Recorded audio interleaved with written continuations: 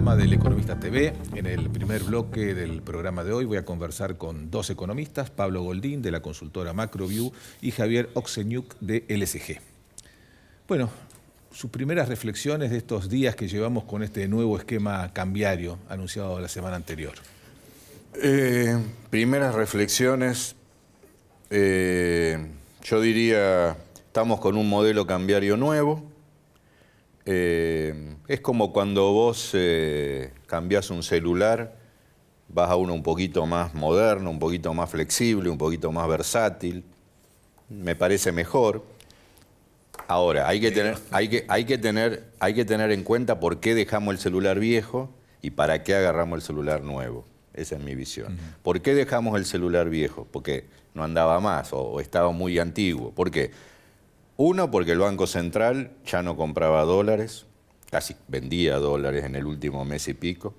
Dos, porque el riesgo país se había quedado planchado en 700 y pico de puntos y Argentina sigue sin poder entrar a colocar deuda. Tres, porque estábamos coqueteando con el atraso cambiario de toda la vida. O sea, el celular nuevo tiene que lograr que el Banco Central compre dólares, que el riesgo país baje bastante y sostenidamente e eludir el tema del atraso cambiario. Celular nuevo, me gusta más que el viejo, pero hay que ver cómo funciona, porque si volvemos a los mismos vicios con el celular nuevo y con el celular viejo, vamos a, como se dice en la frase, vamos a tropezarnos dos veces con la misma piedra. Entonces ahí generan mis dudas. Y si querés que plantee su visión general y yo te genero mis dudas sobre el celular nuevo. Javier. Coincidente con lo que dice Pablo, creo que es un celular superador. Vamos, no vamos a dar marca, así que quédate tranquilo. Claro, creo que es un celular que todavía tiene aspectos que no están definidos. Esencialmente, el acuerdo con el Fondo Monetario dejó cosas discrecionales para manejar en el futuro. En ese grado de discrecionalidad puede ser un muy buen acuerdo, bien diseñado, o puede ser un acuerdo con algunos vicios, coincidente con lo que decía Pablo. La discrecionalidad, básicamente, más allá de los temas monetarios que todavía están a definir, las metas monetarias, el programa monetario, cuán estricto va a ser el programa monetario, la discrecionalidad fundamentalmente en este aspecto está en cómo va a intervenir el Banco Central dentro de las bandas. No hay ninguna duda que llegado al tope de la banda superior o al piso de la banda inferior, ahí va a haber intervención. El tema es cómo va a intervenir dentro de las bandas. El gobierno ha sido muy enfático en los últimos días en que prefiere realmente un dólar bajo a la posibilidad de mantener el dólar un poquito más alto con la posibilidad de comprar dólares y aumentar las reservas internacionales.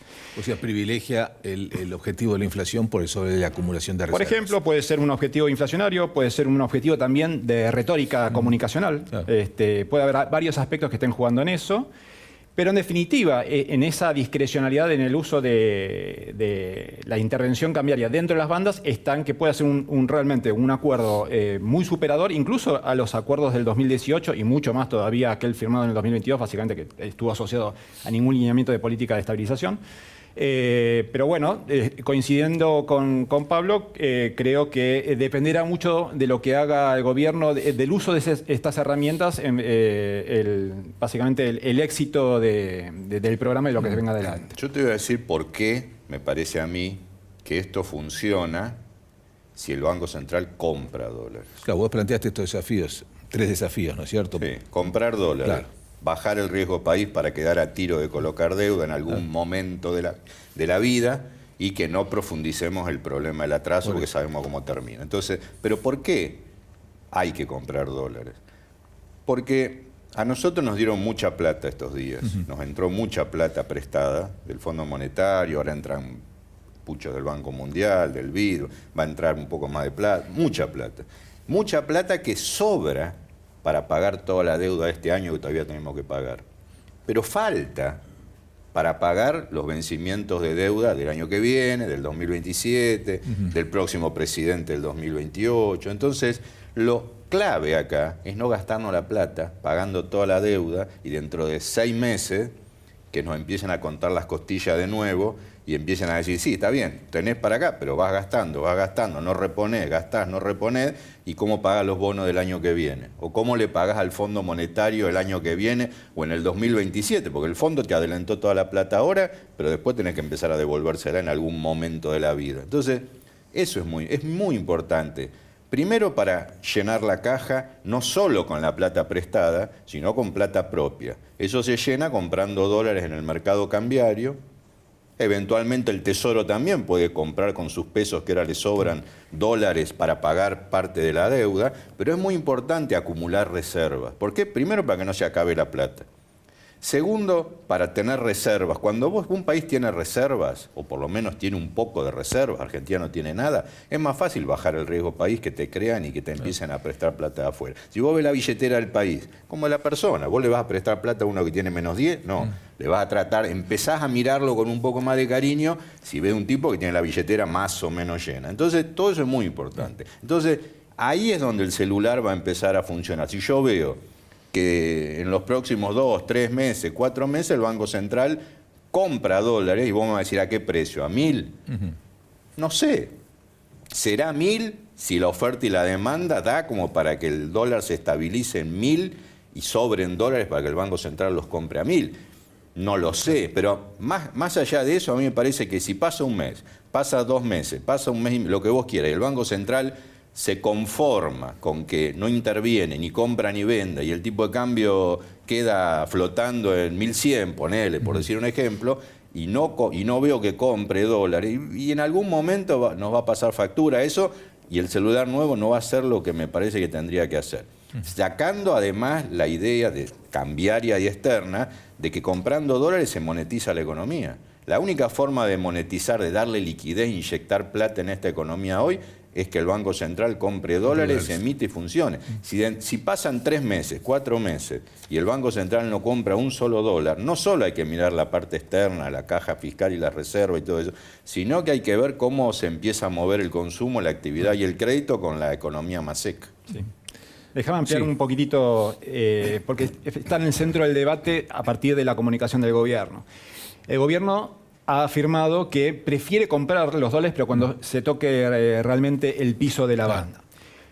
Un sistema de bandas de tipo de cambio como el que tenemos ahora, en realidad funciona que cuando el dólar se acerca a alguna de las dos bandas, la expectativa en realidad del mercado es que vaya en el sentido contrario. Si se acerca a la banda superior, hay una expectativa de que se aprecie un poquitito, y que cuando vaya a la banda inferior, hay una expectativa de que suba un poquitito. Si ese fuera el caso, en realidad, cuando uno se acerca a los 1.000 pesos que pretende el gobierno, la expectativa para comprar, para que el gobierno realmente compre a los 1.000 pesos, tiene que haber una expectativa de que se aprecie más todavía, porque si no desaparecen los vendedores de dólares. Entonces, ya en el momento que uno se acerca a los 1.000 pesos, cambia la expectativa. Esto es como, perdón la analogía, pero conviene pescar a contracorriente. Claro. Cuando hay una expectativa de apreciación, ahí conviene realmente que compre. Cuando estás en el piso de la banda, es muy probable que se quede sin chicha ni limonada, porque no existe hoy un vendedor para que el central salga a comprar. Y una agregaría dentro de los beneficios de intervenir más tempranamente la posibilidad de que el dólar tampoco se pegue unos viajes entre banda y banda, que es un 40% de diferencia entre banda inferior y superior. Entonces, yo creo que alguna pequeña administración del tipo de cambio para dar alguna certidumbre al sector productivo, fundamentalmente, me parece que sería conveniente también. Y los 1.000 pesos sigue siendo, imagínate que si en 1.100 o 1.150 o 1.200 estábamos coqueteando con la sensación de dólar barato en Argentina, en el fondo lo que ha pasado ahora, después de todo este cambio de modelo de celular, estamos revaluando nominalmente el dólar. O sea, está más barato que antes. O la expectativa del gobierno es ponerlo más barato que antes, y ahí entramos a jugar con toda la historia argentina de cómo se acomoda la economía, no solo el sector productivo, sino, dado que el cepo se liberó, y dado que ahora podemos comprar la gente la cantidad de dólares que querramos, es todo un desafío, porque está muy bueno. O sea, que ahora la gente compre dólares, que no haya varios dólares, que la brecha casi se haya extinguido. Pero ¿a dónde se va? Una de las grandes preguntas que quedan acá pendientes, ¿a dónde se va a terminar posicionando la cantidad de dólares que vamos a comprar por mes los argentinos? ¿En 200 millones por mes? ¿En 500 millones por mes? ¿En 1.000 millones de dólares por mes? En la historia tenés para todos los gustos. O sea, se en la supone época... que ahora hay que pensar en un nivel más bajo de otra época que tenías más liberación en el mercado cambiario. Pero, ¿sabes? Por ejemplo, en la segundo año de Macri, que nadie puede decir que estábamos con una economía así mala, en crisis, en corrida, ni mucho menos. El 2016, 2017, el mercado cambiario estaba estabilizado, la inflación iba para abajo, la actividad iba para arriba. Eran dos buenos años de Macri y camino a ganar la elección de medio término. Nos llevábamos 700, 800, 1.000 millones de dólares por mes silenciosamente los argentinos. Porque sí, pero ¿te parece decir que ahora, Pablo, hay condiciones para que se mueva ese monto? ¿Vos sabés cuántos dólares se compraban los argentinos en el mercado MEP hasta hace 15 días? No hay una cifra oficial, sí, pero los cálculos que nosotros hacemos, 500 millones por mes. Ahora le pregunto, pesos hay, sí, no es que pesos hay. Le pregunto a los dos, ¿creen que estas metas que fijó el Fondo de Acumulación de Reservas son muy estrictas, son fácilmente cumplibles? Creo que son sensatas, en principio son sensatas, son adecuadas en este contexto en donde... Ahí el programa en cuanto a diseño está bien diseñado. O sea, después está en esos grados de discrecionalidad ver cómo se utiliza la herramienta. No puede haber realmente un programa con el Fondo Monetario en donde la cuestión externa ha sido siempre en Argentina tan acuciante, metas que se desentienden de la acumulación de reservas.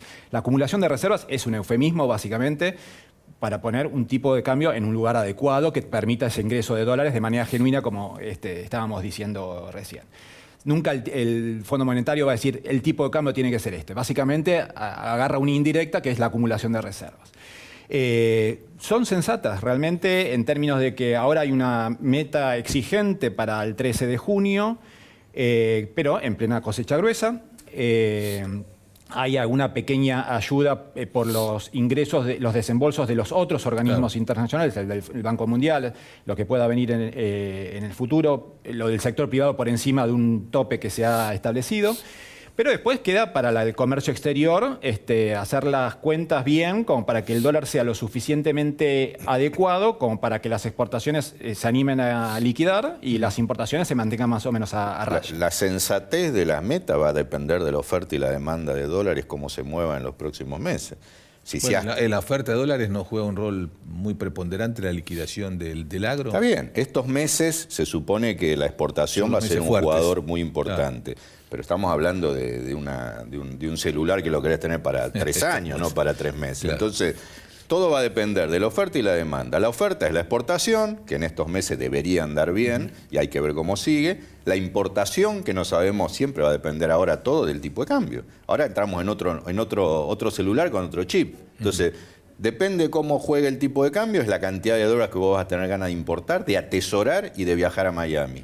Contra la exportación, que más o menos es un dato, no le vamos a errar por mucho este año, un poco más, un poco menos, salvo que se caiga el mundo, que no sabemos, pero por ahí va a andar, y bueno, el ingreso de capital. El Fondo Monetario dijo hoy 36% de inflación de Argentina promedio este año. Bueno, puede ser. Pronósticos de este martes. Y bueno, hasta hace un tiempo atrás el gobierno esperaba menos de 20, en general todos esperábamos 20 y algo, y bueno, después de este cambio de modelo, por más que no se suavizó todo el movimiento cambiario y qué sé yo, seguramente tendremos un par de meses medio raros y eso va a demorar un poco todo en un contexto donde sabíamos que la tasa de inflación no la teníamos controlada, la teníamos mermada, claro, desacelerada, pero al 2,5 por mes. Entonces, estas cosas te van a poner seguramente en 30 y algo. Lo importante, más del 20 y pico, del 30 y pico, qué sé yo, es qué pasa en los próximos meses. Si la tasa de inflación en abril, mayo, junio y julio se encarrila nuevamente a algún sendero de desinflación y lo más rápido posible, obviamente, a tasas más bajas.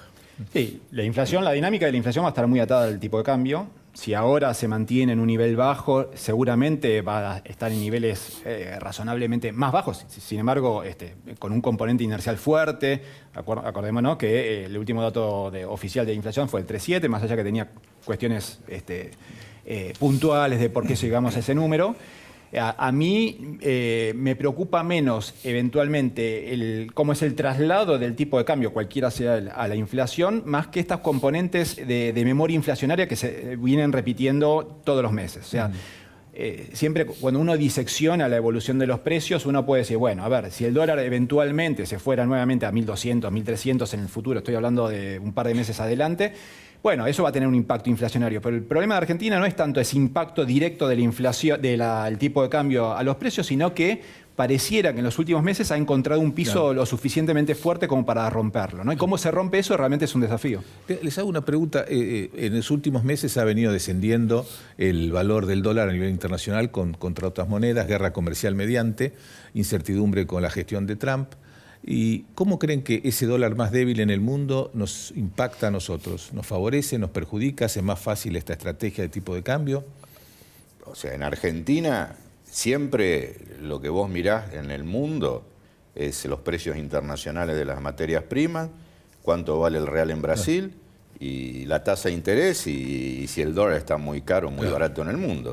O sea, a nosotros siempre nos va a favorecer. Ahora, no tan explícitamente, hasta ahora estábamos atados de pies y manos al dólar con la tablita de hasta hace una semana atrás. Ahora, como tenemos cierta fluctuación, el celular es un poco más versátil, especialmente ante un mundo complicado. Pero bueno, obviamente que a nosotros nos conviene que la soja y ahora el petróleo también, el gas, estén más o menos a valores razonables, que el real en Brasil no esté arriba de 6 reales como vino estando últimamente y que el dólar en el mundo no esté tan fuerte. Son las cosas que siempre a Argentina le ayudan. Sí, no te quería preguntar, para siguiendo con la lista que nos armó Pablo, el tema del riesgo país, que es el otro tema junto a la acumulación de reservas y la sensación de atraso cambiario que había planteado Pablo. A mí la sensación que me da es que dentro de todo este acuerdo con el Fondo Monetario, la lectura del mercado fue esencialmente, uno puede diseccionar todo el acuerdo, en los componentes monetarios, cambiarios y demás, pero me parece lo que terminó primando es la cantidad de desembolsos de plata fresca que se puso a disposición.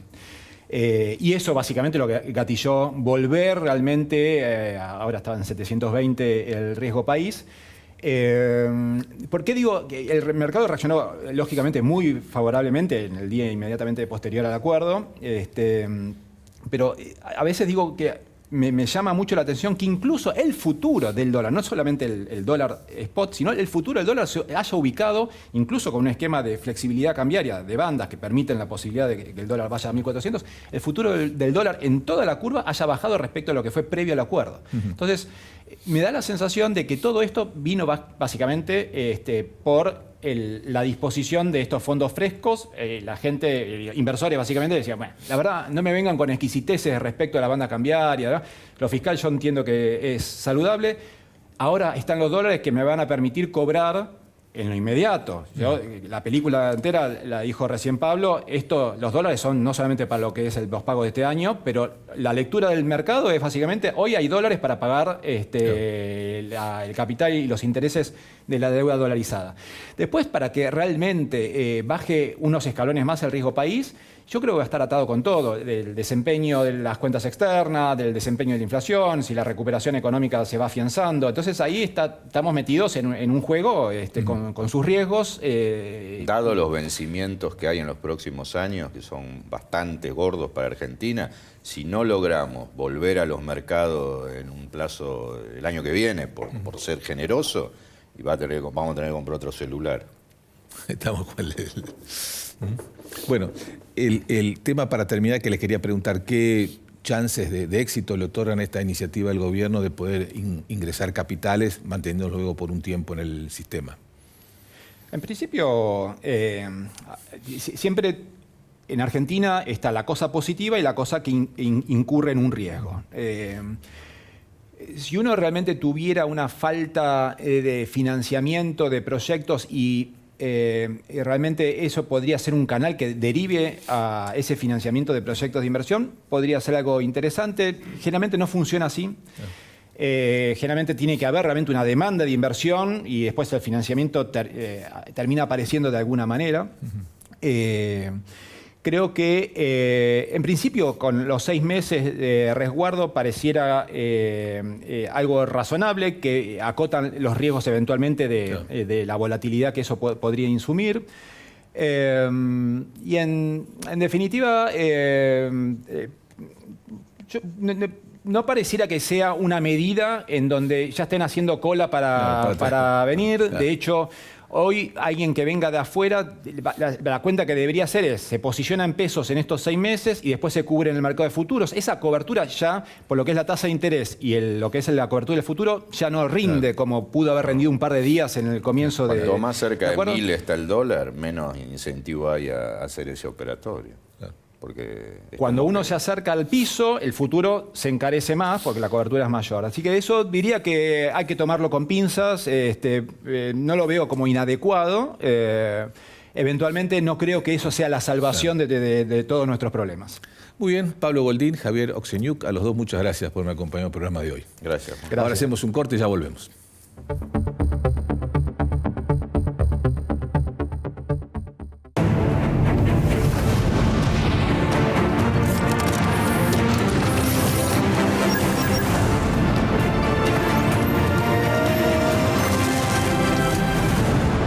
Ternium, acero para hacer. Legislatura porteña. Entérate de todo lo que estamos haciendo. Ingresá a legislatura.gov.ar para saber más. Nos une la ciudad.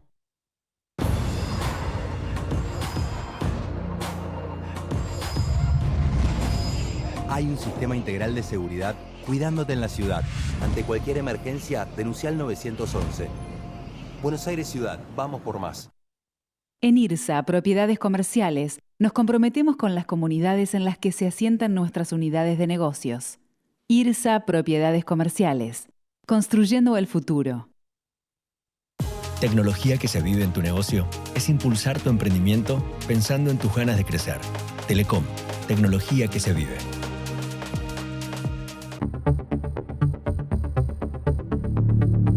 Muy bien, segundo bloque del Economista TV. Voy a conversar ahora con el especialista en política internacional, Tomás Múgica.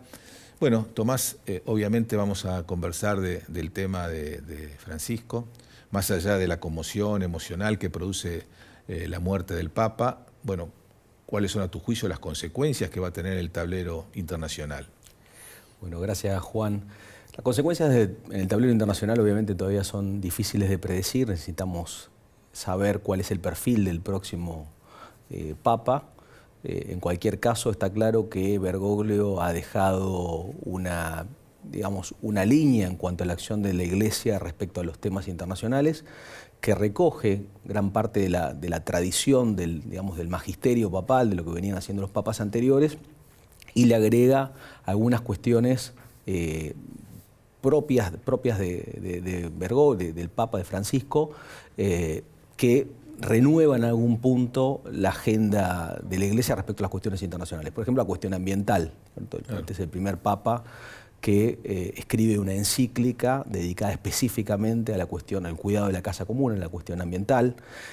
También algunas preocupaciones como la preocupación por los migrantes, la preocupación siempre presente por lo que podríamos llamar la justicia social internacional, la visión también de un Papa que viene de un país periférico respecto a la globalización. Bergoglio no era particularmente contrario a la globalización, sino en todo caso temía a que la globalización fuera uniformizante, ¿no? Disolviera las diferencias culturales. Y después está la búsqueda de la paz, que creemos que siempre ha sido la principal línea o la línea directriz de la política vaticana, digamos, de la diplomacia vaticana, de la política de la Santa Sede a nivel internacional, y yo creo que seguramente va a ser el elemento fundamental de la aproximación del próximo pontífice a las cuestiones internacionales. Bueno, el próximo pontífice no podría alejarse en este contexto mundial mucho de esos lineamientos, ¿no? Bueno, tenemos en cuenta además que de ser un líder espiritual, el Papa es un jefe de Estado. Exactamente, el Papa es un jefe de Estado de la Ciudad del Vaticano y además es la cabeza de la Santa Sede. En realidad, el actor internacional, el actor desde el punto de vista diplomático es la Santa Sede, es decir, es la Iglesia, que es un actor idiosincrático. Digo idiosincrático porque es un actor soberano no estatal que tiene relaciones con 184 estados y una diplomacia de larga data, digamos que está profesionalizada, que se forma de una manera, con un plan de estudios muy particular, una academia que data del siglo XVIII, es decir, hay una larga tradición allí, mediante la cual, digamos, la Iglesia busca influir en las cuestiones de la agenda internacional que son de especial interés para la Santa Sede, ¿no? Claro, más allá de la impronta personal que le vaya a dar el nuevo Papa, estos lineamientos que vos señalás, bueno, todo indicaría que los vamos a ver continuados, ¿no? Efectivamente, digamos, siempre hay cuestiones que podemos decir, hay cuestiones que forman parte de la agenda permanente de la Iglesia. Por ejemplo, la búsqueda de la paz, por ejemplo, la libertad religiosa, si uno quiere entender cómo trabaja la Iglesia con los distintos estados, la cuestión de la libertad religiosa, por ejemplo, es un tema clave, especialmente en los países que no son cristianos. El diálogo interreligioso y el diálogo ecuménico, que forma parte del vínculo con otras iglesias, con otras religiones, pero en algún punto también contribuye a moldear la aproximación de la Iglesia a las cuestiones internacionales. Bueno, además hay una agenda que planteó Francisco que entra en contradicción con la visión de algunos gobiernos con mucha fuerza en este momento en el mundo, básicamente el de Estados Unidos, ¿no? Sí, Francisco siempre tuvo una mirada sobre algunos temas claves de la agenda internacional que fue diferente de la mirada norteamericana. Un tema fundamental, por ejemplo, es la cuestión de las migraciones. Claro. Es decir, Francisco allí lo que planteó en sus documentos, en sus intervenciones públicas, es que más allá de que todos los países tienen derecho a regular la convivencia doméstica, y en ese sentido regular la inmigración, lo que no debe existir es lo que llamaba una cultura de muros, ¿sí? Un rechazo al extranjero, sino tratar de entender cuáles son las razones que motivan al extranjero, al migrante a ir a otro país, y tratar de entender también que finalmente lo que se impone es lo que podemos llamar la fraternidad humana, ¿sí? La visión de la Iglesia. Fratelli Tutti es una de sus última encíclica, ¿no? Exactamente. Y después, obviamente una aproximación a la cuestión de la paz que es diferente, ¿no? Es decir, finalmente está la mirada de que Estados Unidos es un país que tiende a usar la fuerza o la coerción, en oportunidades y en modos que no son vistos de manera favorable, por el Vaticano. Bueno, además, los análisis siempre señalaron que Francisco quería sacar el centro de gravedad de la Iglesia Católica de Europa hacia la periferia del mundo. Exactamente. Tocás un punto importante, Juan, que es el concepto de periferia, que es en definitiva el concepto que, vamos a decir, estructura la mirada de Francisco sobre todas las cuestiones internacionales.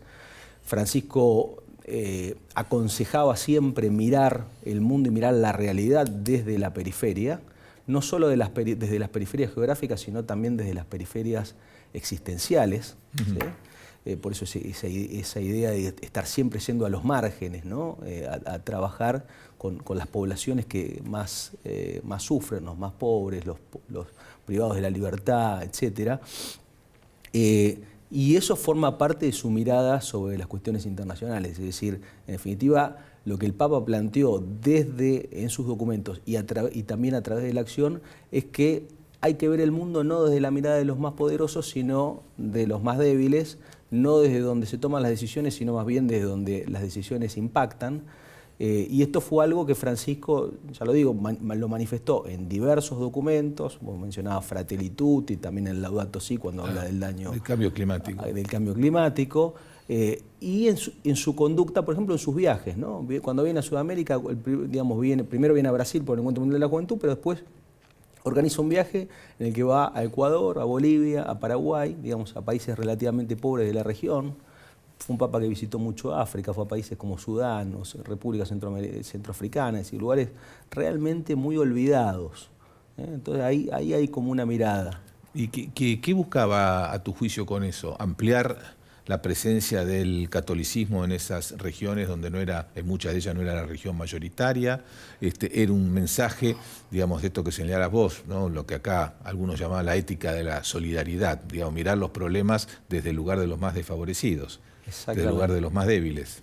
Exactamente. Bueno, a ver, obviamente que la cuestión, con la misión apostólica siempre está, es decir, el Papa es un defensor de la fe y es un promotor de la fe. Pero además el Papa buscaba señalar la necesidad de mirar rincones del mundo y digo rincones de la sociedad que estaban como... Claro, iba como pastor, pero también había una estrategia política detrás. Una estrategia política como líder espiritual y líder político global, ¿no es cierto? Por ejemplo, cuando él viaja a África, una de las cosas de las que habla es de las guerras olvidadas, ¿sí? ¿Qué son las guerras olvidadas? Bueno, son las guerras que no aparecen nunca en los medios, ¿sí? Aparece, sin desmerecer la importancia de otros conflictos, digamos, como el conflicto en Ucrania, dice, bueno, miren, en el Congo hay guerras una guerra civil que viene dando hace décadas, que es muy sangrienta, genera inmensos padecimientos al pueblo del Congo y no están completamente silenciadas, ¿no? Bueno, se ha planteado también con el Papa, con Francisco, cuánto de las reformas que quiso hacer pudo avanzar y cuánta resistencia tuvo precisamente en los cleros de los países más desarrollados, ¿no? Y Francisco intentó, yo creo, navegar una línea media, no es, y eso obviamente le trajo críticas desde ambos, digamos, vamos a decir, desde los sectores, para ponerle una etiqueta que siempre son confusas, en algún punto son vagas, ¿no? Y difíciles finalmente de comprender, pero bueno, digo, entre los conservadores y los progresistas, Francisco trató de navegar en el medio, ¿sí? Es decir, es un papa que uno diría fue más bien conservador en lo doctrinal, más abierto en lo pastoral, pero tuvo efectivamente mucha resistencia, sobre todo por sus gestos pastorales, como por ejemplo, digamos, abrirse hacia comunidades habitualmente que no son también recibidas por ciertos sectores católicos, digamos, por ejemplo, las personas de la comunidad LGBTI, etc. Y allí recibió una crítica fuerte de parte, sobre todo, del catolicismo norteamericano, del sector del catolicismo norteamericano. Bueno, él tuvo una famosa frase en aquel momento, ¿no? ¿Quién soy yo? ¿Quién soy yo para juzgar a estas conductas, ¿no? Eso creo que marca un estilo. Sí, yo creo que marca una actitud pastoral, digamos, claro. O sea, una actitud pastoral de apertura, sin que ello signifique un cambio en la doctrina de la Iglesia, ¿sí? Entonces me parece que hay que separar la actitud pastoral, que es importante, porque tiene que ver con el vínculo de la Iglesia con los fieles, respecto a las cuestiones estrictamente doctrinales. Bueno, para terminar, Tomás, ¿cómo influye el contexto internacional en estas posiciones de la Iglesia, ¿no? Porque vos te acordás que Juan Pablo asumió ya en el momento que estaba terminándose, si se quiere, o empezando a terminar la Guerra Fría, la apertura en la Unión Soviética, jugó un papel muy relevante en los cambios que hubo en Europa Oriental en aquellos años. El escenario ahora es completamente distinto. ¿Cómo crees que ese escenario internacional condiciona la posición de la Iglesia en estos temas en los próximos años?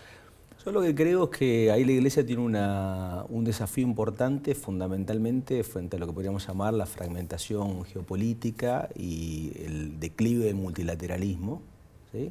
Es decir, vamos a un mundo en el cual el poder está más dividido, lo cual no necesariamente es malo, pero sí en todo caso hay que encontrar formas de administrar los vínculos entre las grandes potencias para que eso no lleve a conflictos. Entonces digo, obviamente hay una preocupación por la paz que es clave para la Iglesia y digamos, deberá tratar de influir para que ese vínculo o usar los medios de influencia que tiene, que son, obviamente no son coercitivos, tienen más que ver con lo que llamamos el soft power, para tratar de mantener la paz en un mundo que probablemente se vuelva más conflictivo. Lo mismo la reconstrucción del multilateralismo, es decir, la Iglesia está a favor, tiene una mirada positiva sobre el multilateralismo, en principio, pero bueno, tiene que ser un multilateralismo que funcione, no una cáscara vacía o un ámbito en el cual cada uno va a pregonar su posición, pero no hay acuerdos reales, ¿sí? Entonces me parece que hay un desafío importante para tratar de influir en esta agenda, ¿no? Muy bien, Tomás Mújica, muchas gracias por estar en el programa. Muchísimas gracias, Nosotros Juan. hacemos un nuevo corte y ya volvemos.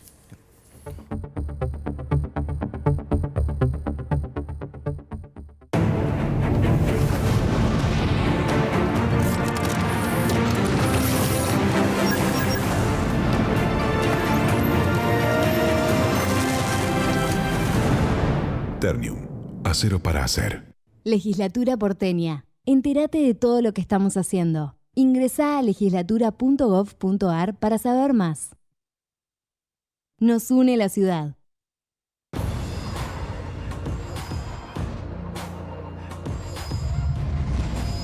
Hay un sistema integral de seguridad cuidándote en la ciudad.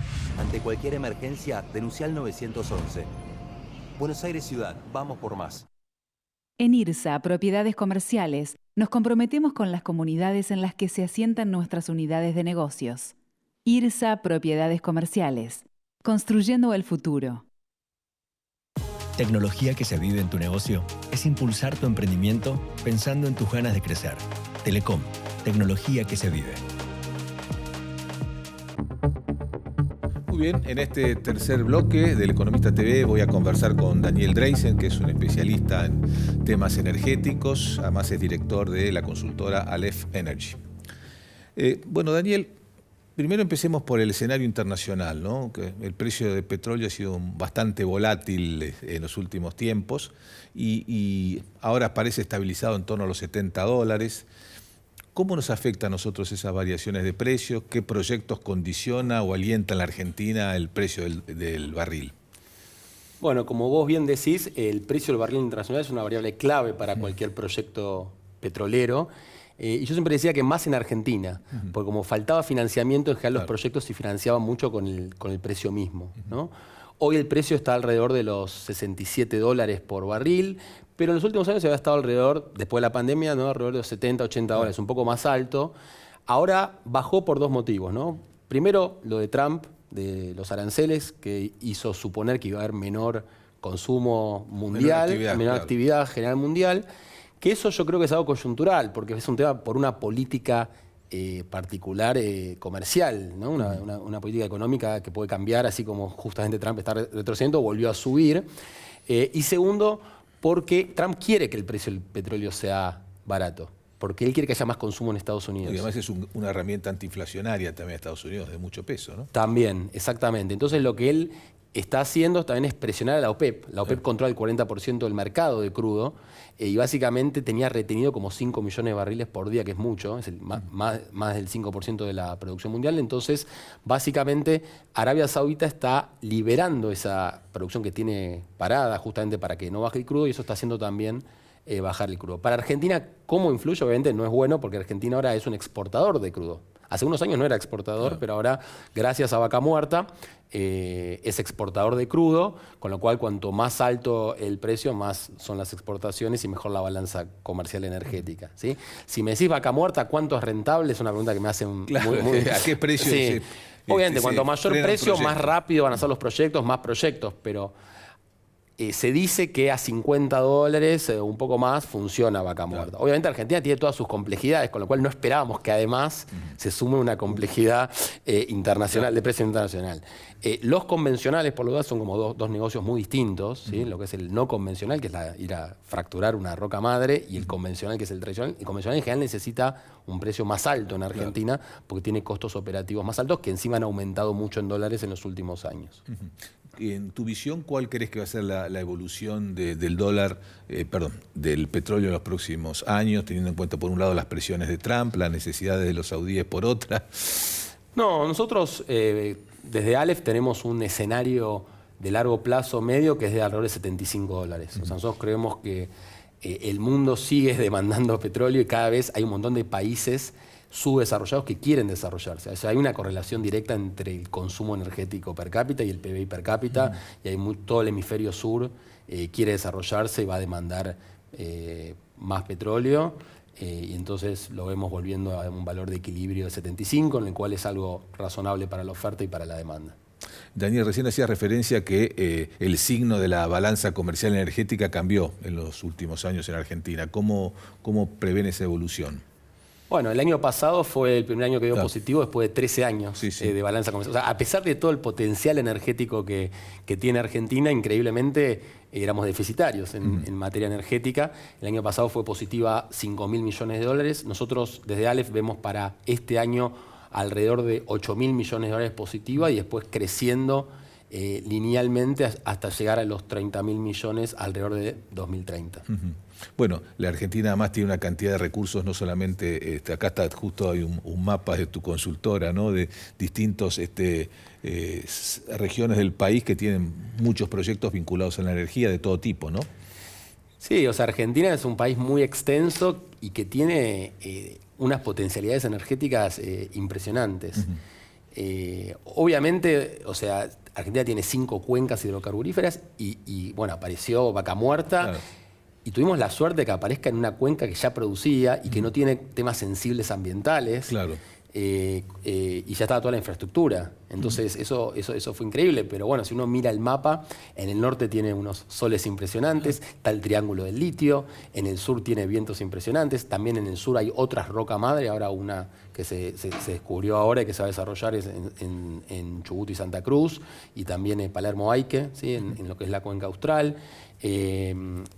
Hay potencialidad para todo lo que son los biocombustibles, por todo lo que es el agro, bosques en el norte. Entonces yo siempre digo que Argentina, más allá de que no emite mucho emisiones de dióxido de carbono, solamente el 0,8% de las emisiones mundiales, pero tiene la potencialidad de exportar la transición energética. ¿Sí? O sea, de exportar energía limpia.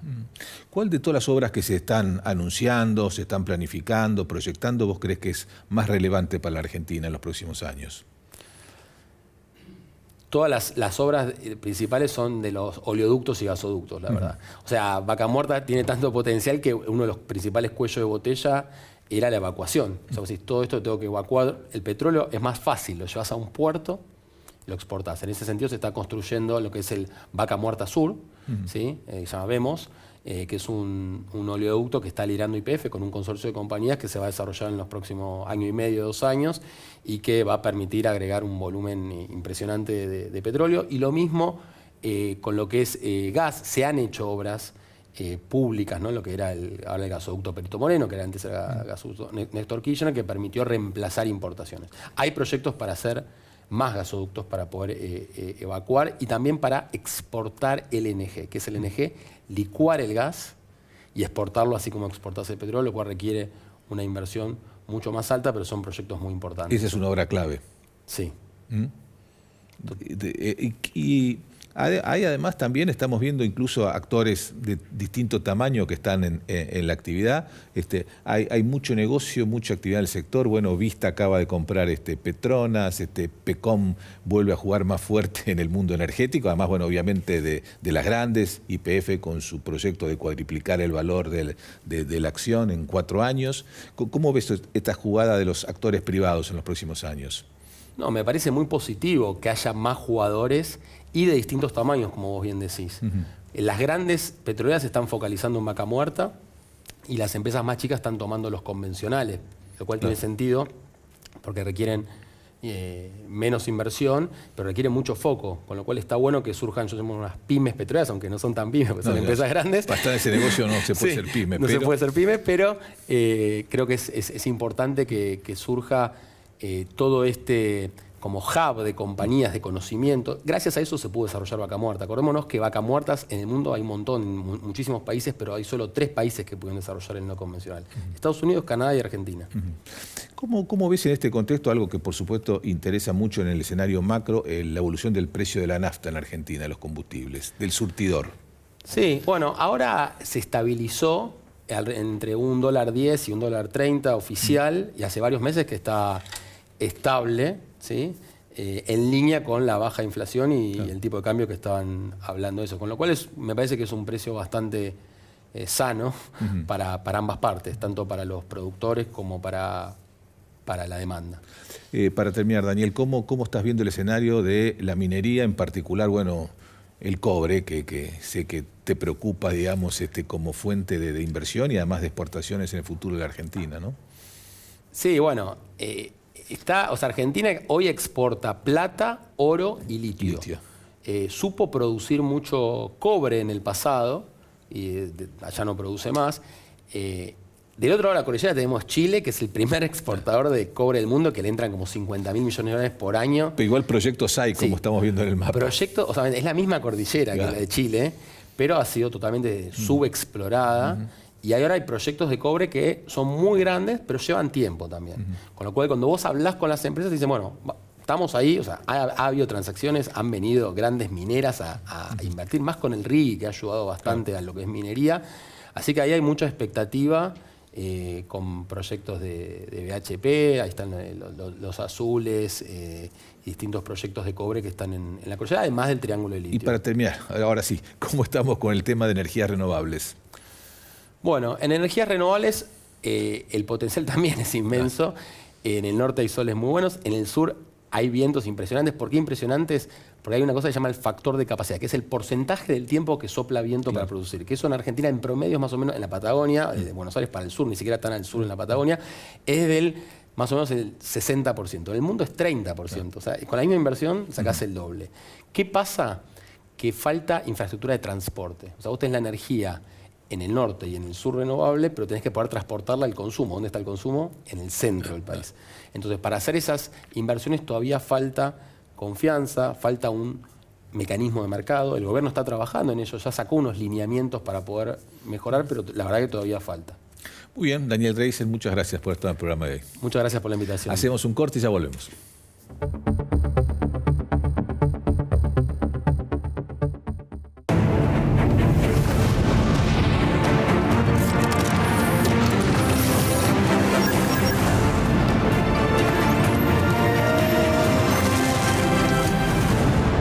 Ternium, acero para hacer. Legislatura porteña. Entérate de todo lo que estamos haciendo. Ingresá a legislatura.gov.ar para saber más. Nos une la ciudad.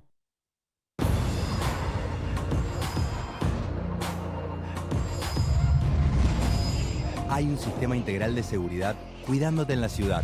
Ante cualquier emergencia, denuncia al 911. Buenos Aires Ciudad, vamos por más.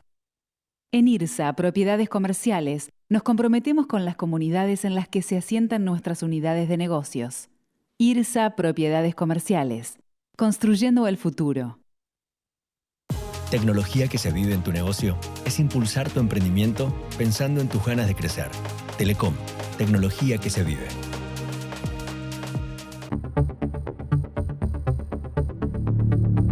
Último bloque del Economista TV. Voy a conversar ahora con Juan Manuel Abal Medina, que es candidato a legislador porteño por el Movimiento Evita.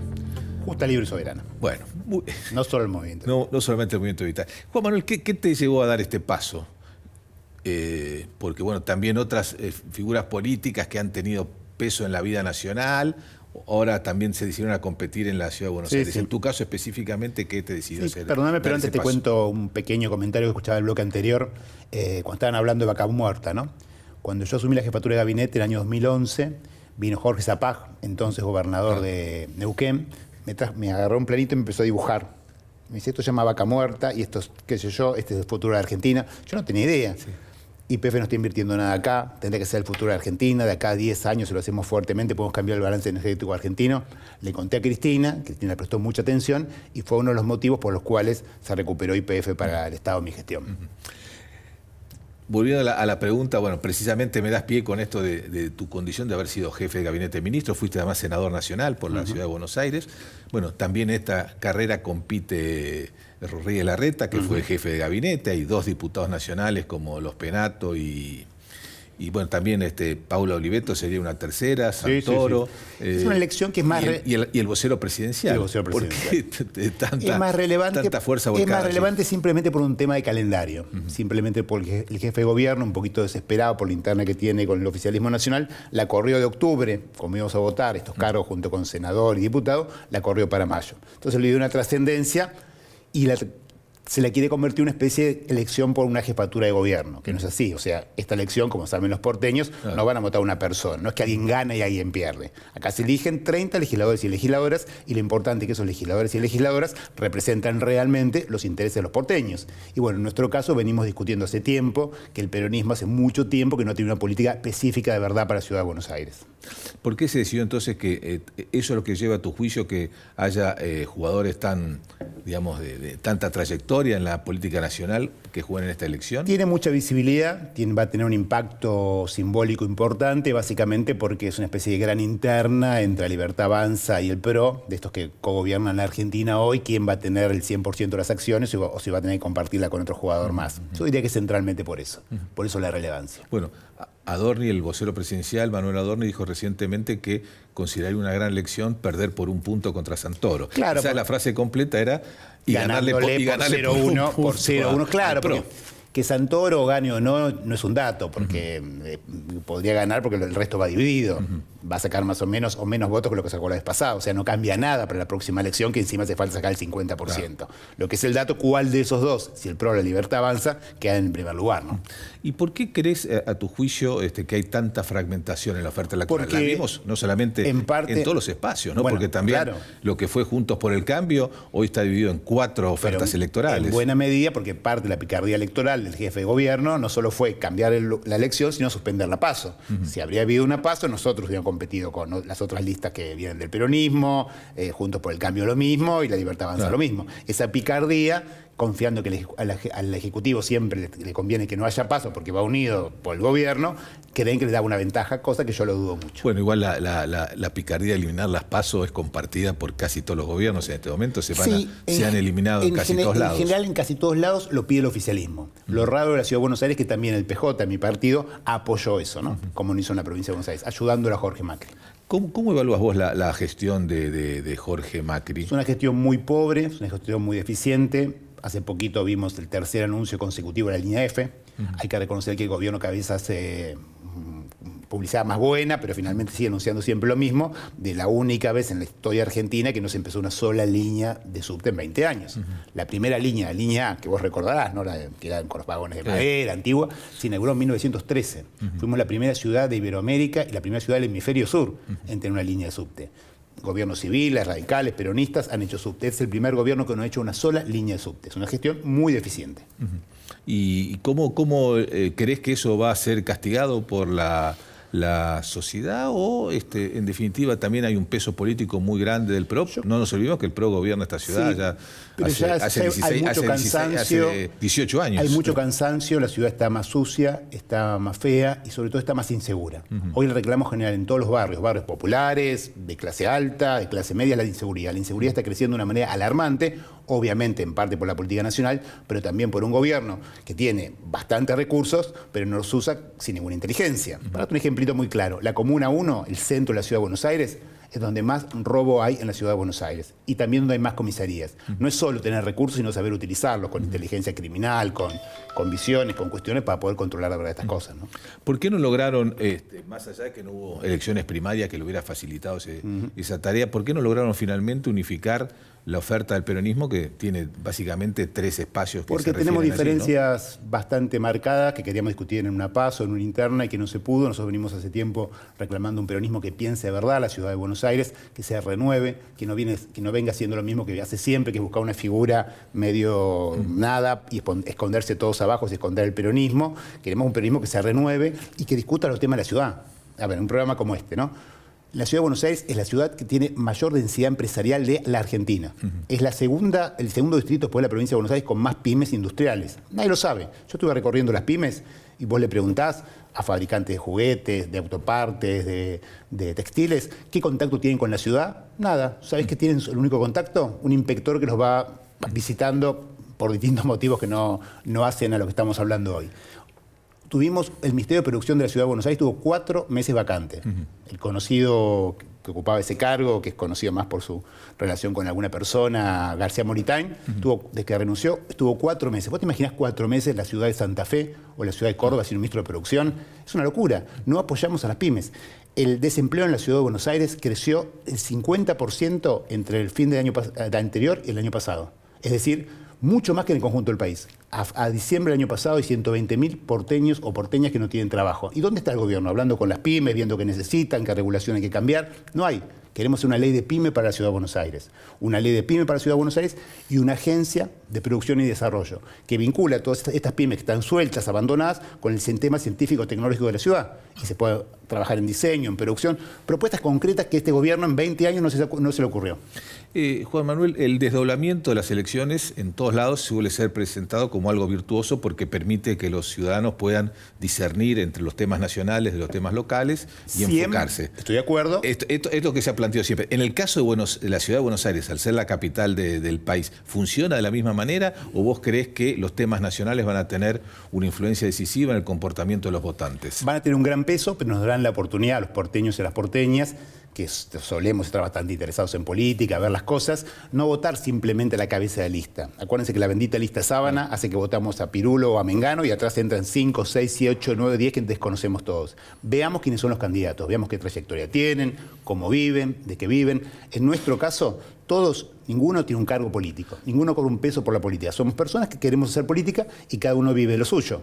Pablo Berkovich, mi tercer candidato, es un especialista en PYME, que ocupó cargos importantes y va a trabajar precisamente eso. Carolina Papaleo, una actriz conocida. Digo, cada uno, Daniel de Florian, el principal físico argentino, ganador del CONEC de platino por sus descubrimientos en física cuántica, son parte de estas listas. Que los porteños y las porteñas miren a todos los candidatos a la hora de votar. Y a la hora de votar también, ¿miran más a Jorge Macri o miran más a Milei? ¿O se vota más pensando en lo nacional o en lo local? Las dos cosas mezcladas. Los problemas va a tener peso la cuestión local también. Los problemas que tenemos en la ciudad, incluso con esa metáfora que usó el jefe de gobierno, ex jefe de gobierno Horacio Rodríguez Larreta, que en la ciudad había más olor a pis. ¿Te acordás? Una frase que fue bastante comentada, lo cual es cierto, hay más olor a pis en muchos barrios, pero en buena medida porque se limpia menos, pero en buena medida porque el doble de gente viviendo en la calle. Para terminar, o sea, lo nacional, lo local y lo nacional nos afectan todos los días. Y lo mismo con la seguridad.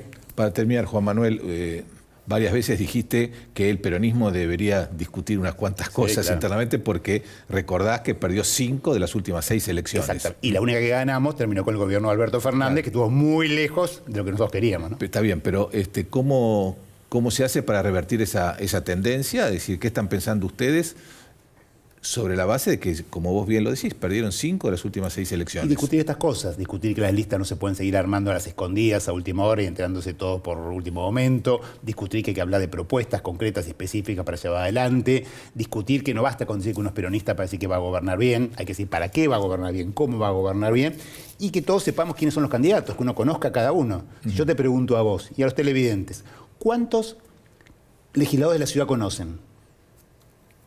1, 2, 3, de 60. La ciudad de Buenos Aires hay comunas. En esas comunas, en cada una de esas comunas, hay 7 comuneros. Cada uno cobra un sueldo del 75% de un legislador. Si yo le pregunto a ustedes, a los que votaron a cada uno de estos comuneros, si conocen los nombres de los comuneros, nadie lo va a conocer. Bueno, cambiemos estas cosas. Pensemos, por ejemplo, en armar alcaldías en los barrios. Que en vez de votar 7 y 7 sueldos, haya una persona, un alcalde, una alcaldesa, que yo sepa dónde vive, cómo vive hace 20 años, cómo va a vivir dentro de 4 años, y le pueda tocar el timbre para preguntarle algo, para hablar un problema del derramado, del perro, de la seguridad. Muy bien. Juan Manuel Abal Medina, muchas gracias por estar en el programa como siempre. Nosotros nos despedimos hasta el próximo programa.